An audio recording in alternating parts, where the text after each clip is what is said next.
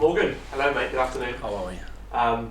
A bit of a surreal sort of week and a half for you, isn't it? Getting a call up from England C team and then denying it to then play for Yeovil. Just talk me through that a little bit.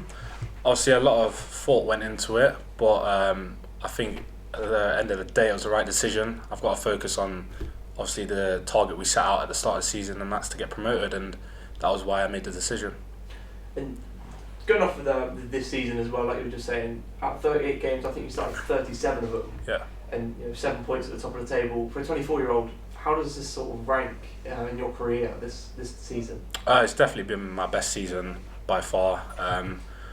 Obviously, worked very hard in the off season. Obviously, I had my bad injury last season, and my main focus was just try to play as many games as possible.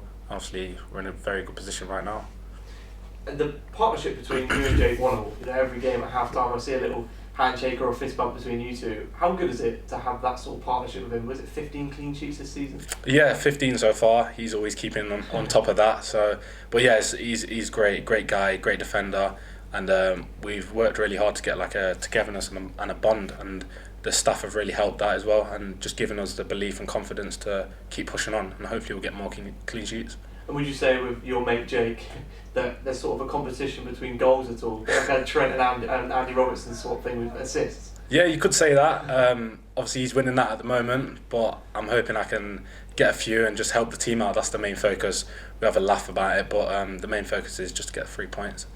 With these games recently, the last 3 or 4 games that have been a bit tough for you guys, yeah. Do you enjoy the sort of nitty gritty sort of end-to-end games where you personally could go and snatch a winner and make yourself a hero like you have done a few times this season? I mean, not really, but it'd be nice to get a winner, but I'd rather be in a position, and I think the management staff would definitely agree with this, that we want to control games and be in control of what we can do and try win the game. But I mean, it's always nice to get a winner, but we've just got to keep ticking off the games now.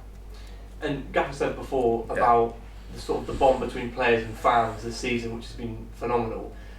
When the tweet went out about you declining the England C team, did you read any of the tweets or any of the messages that you got? My family sent me over a few. Obviously, I've seen it. It comes up on obviously Twitter and that, and I'm just thankful that the fans obviously see that I'm trying to do something right for the club. Obviously, I was in bit of an awkward situation last year, getting relegated with the club, and I want to try help the club get back to promotion.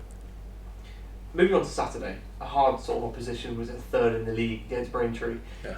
Is this sort of a way for you guys to sort of express yourself as a way that someone else is sort of up the top of the table with you, as like an end-to-end sort of clash?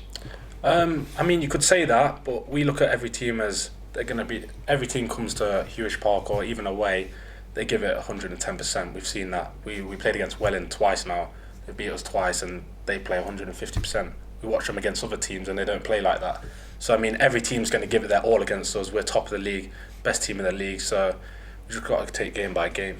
Is it for you though, for your chances, you as a team, to do that to Braintree though?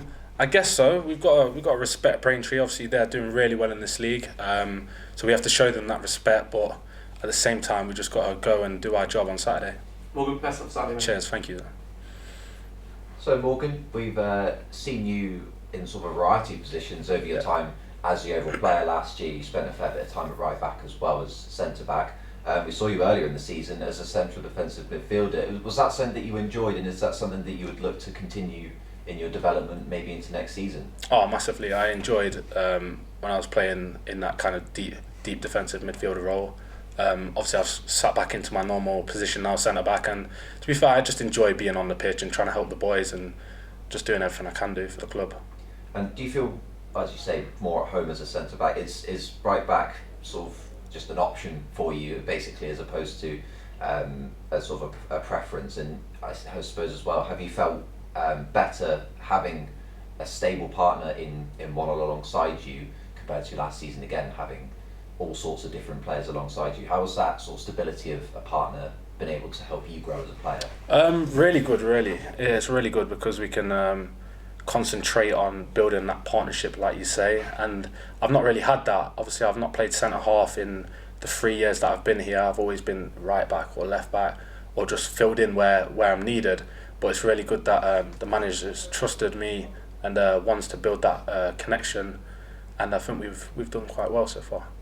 And obviously looking ahead to Braintree as well, how does it feel facing former teammates of yours? I mean, obviously Charlie Wakefield, we expect will be in at least the squad on Saturday. How does it feel facing someone that you've been sort of playing alongside before, and do you guys keep in touch at all? Yeah, Charlie's a good guy. We've not spoke for a while, to be fair, but he's always been a good mate of mine, and it'll be good to see him on Saturday and just speak with him.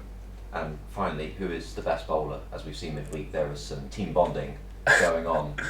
Well, Jake Wate started, I think, the first 3 pins. He was on about 2 points and then somehow won. But yeah, I'd say Jake. Yeah, one's was up there. Well, good luck for next time. Cheers, thank you. Top man.